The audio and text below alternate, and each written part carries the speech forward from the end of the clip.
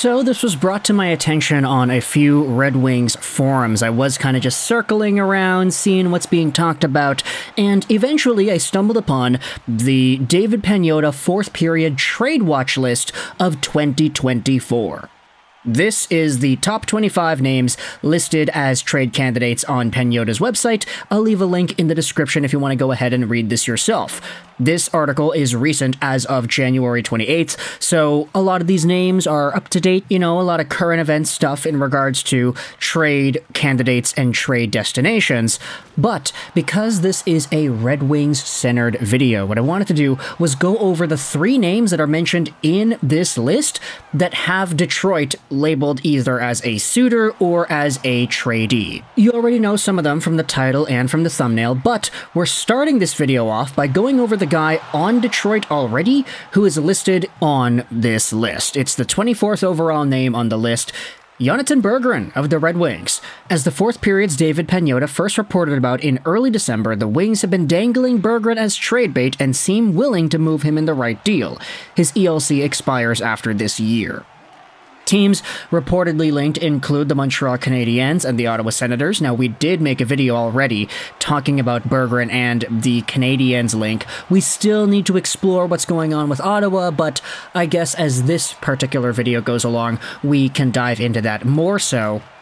But Jonathan Berggren being on the trade block is not really surprising considering the fact that we heard that even earlier last year, and I say last year as in like 2023, there were already conversations about him potentially being moved and being a target. Maybe he wasn't too happy with the way the Wings were deploying him, and whether or not the Wings would actually be interested in keeping him was also up for debate. But he's a young guy. He was good last year. He found himself onto the NHL scene, but for some reason this year that's not been the case. Montreal being interested was already discussed, but for Ottawa, they're kind of in the same boat. Getting any younger guys that can help into the long-term future, especially who have exhibited young NHL potential already, it's not surprising to see that they're involved here. But aside from Jonathan Berggren, let's go over the other two names that are brought up in this article that apparently the Red Wings have been linked to. Starting out with the 6th overall name from the Ottawa Senators, it's Jakob Chychrun. It wouldn't be a trade deadline without Chychrun on the trade watch list. Only now he's in Ottawa. Sens GM Steve Staios tried to calm the public waters, but as the fourth period David Pagnotta reported on January 15th, the Sens are listening and willing to consider trading him. Teams reportedly linked include the Capitals, the Flames, the Kings, the Blues, and the Red Wings. Now, I'm kind of intrigued as to seeing how this is going to play out, because for the Wings, it's very rare to actually see them get linked to anybody, except for, of course, Patrick Kane. Mostly because Steve Yzerman likes to keep his cards close to his chest. He likes to make it so that things don't leak, so when we hear something like this where it's like, yeah, Jakob Chychrun is an Ottawa Senator that's on the market and the Red Wings are interested, it does kind of get my gears going as to thinking, okay, where did we learn about this? Where is this information coming from? Nevertheless, though, if we operate under the assumption that this is correct, Jakob Chychrun would be a very nice addition to this Red Wings team, pretty much because he's a very good defenseman. I mean, there's no other way to go around it. He's been very good during his time in Ottawa. 28 points in 45 games played. Sure, it may not be in the exact same point production territory as his 41-point season in 56 games with the Coyotes in 21, but he is still on pace for 50 points and 15 goals, too, on a very bad Senators team. Plus the fact that he's making $4.6 million a year till the end of 2025, this is a top 4 defenseman who, if he continues posting 40, 50-point seasons, will be worth a lot more than that paycheck by the time he becomes a UFA in 2025. Now, you could go out there and question the validity as to him actually being in the market, especially since it was such a homecoming reunion for him to go to Ottawa in the first place. Oh yeah, this is a guy who grew up in the area, he cheered for the Senators, and now he's going back home. This is amazing, but I mean, the Sens suck now. So there's a very logical explanation why a guy who played for his hometown team and who wanted to play for his hometown team would all of a sudden want to leave because they haven't been good. So cue up the trade rumors to all of these other squads. The question then becomes, if you're Detroit, where exactly do you put Chychrun? I mean, he's a left-handed guy, so if you wanted to put him on the right side, that would be kind of off-putting. This would allow a little bit more space for the extra guys like Hall or Jeff Petrie, mostly because the left side I feel is pretty alright with Wallman, Mata, and Goss to spare.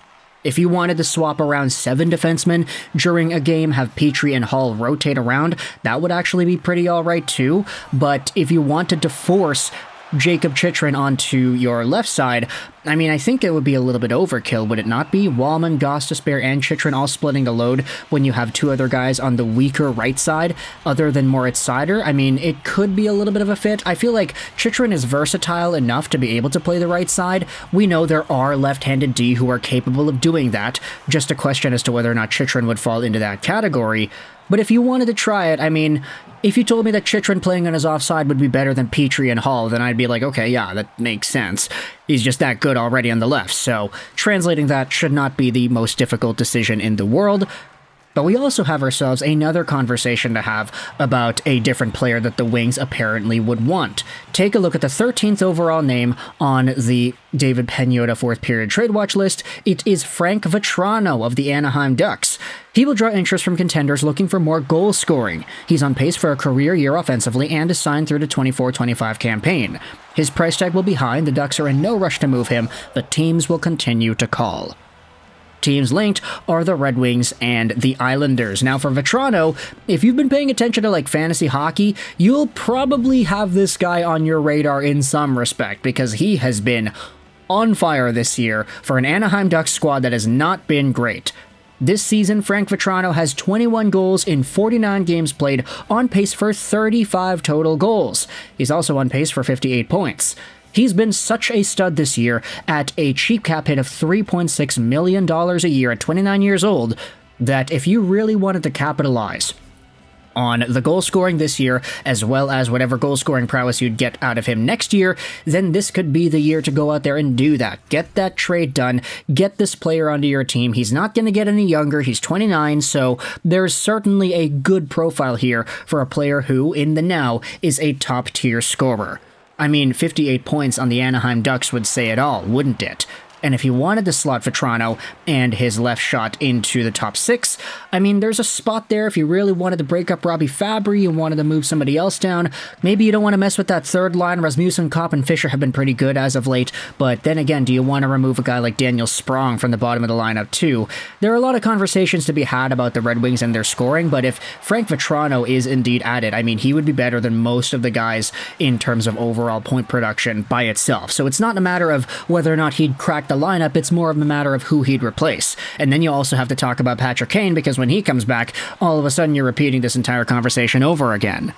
So, all in all, Frank Vatrano, I think, is a great name to consider.